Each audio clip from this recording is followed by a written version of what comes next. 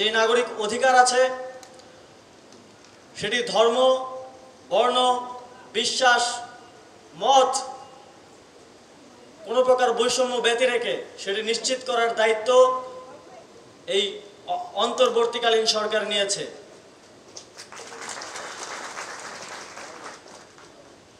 স্বাধীনতার ঠিক পরবর্তী মুহূর্তেই যখন কোনো সরকার ছিল না, 8ই আগস্ট পর্যন্ত কিছু দুষ্কৃতিকারীরা আমাদের এই স্বাধীনতার, আমাদের এই অর্জনকে ম্লান করার জন্য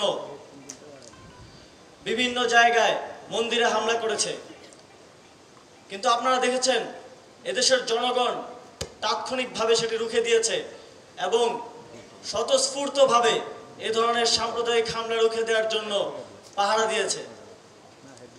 আমরা এই সাম্প্রদায়িক সম্প্রীতি এবং আমাদের মধ্যকার এই ঐক্য এই সরকারের দায়িত্বে থাকাকালীন অবস্থায় এবং এই বাংলাদেশের ভবিষ্যতে শেষ দিন পর্যন্ত রক্ষায় বদ্ধপরিকর।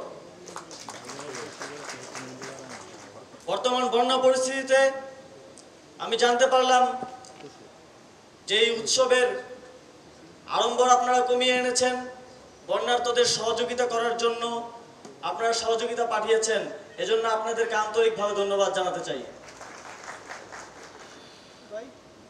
কোয়ালিটি সম্পন্ন আন্তর্জাতিক মানের still bar CSRM, committed for better still. আপনাদের মধ্যে কিছু শঙ্কা রয়েছে।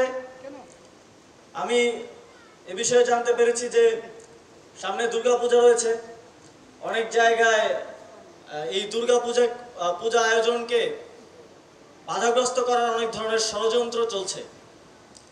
আমরা স্পষ্টভাবে বলতে চাই, যারাই এদেশের সাম্প্রদায়িক সম্প্রীতিকে বিনষ্ট করার জন্য ষড়যন্ত্র করবে, পরাজিত ফ্যাসিবাদী শক্তি অথবা অন্য যে কেউ যদি এই ধরনের কোনো ষড়যন্ত্রে লিপ্ত হয়, এই সরকার তাদেরকে ছাড় দেবে না। আজ সকালেও গাজীপুরের কালিয়াকৈরে একটি ঘটনা আমাদের চক্ষুগোচর হয়েছে। সেখানে খুব দ্রুত সময়ের মধ্যে আইন শৃঙ্খলা রক্ষাকারী বাহিনীকে সেখানে পাঠানো হয়েছে এবং যারা এই ঘটনা ঘটিয়েছে তাদেরকে দ্রুত আইনের আওতায় আনার জন্য নির্দেশনা দেওয়া হয়েছে। আমরা এ ধরনের প্রত্যেকটি ঘটনা এবং এর পেছনে যারা ইন্ধনদাতা রয়েছে তাদের বিরুদ্ধে ব্যবস্থা নিতে বদ্ধপরিকর এবং দৃষ্টান্তমূলক শাস্তি নিশ্চিত করবে এই সরকার, এই প্রতিজ্ঞা দিয়ে যাচ্ছে।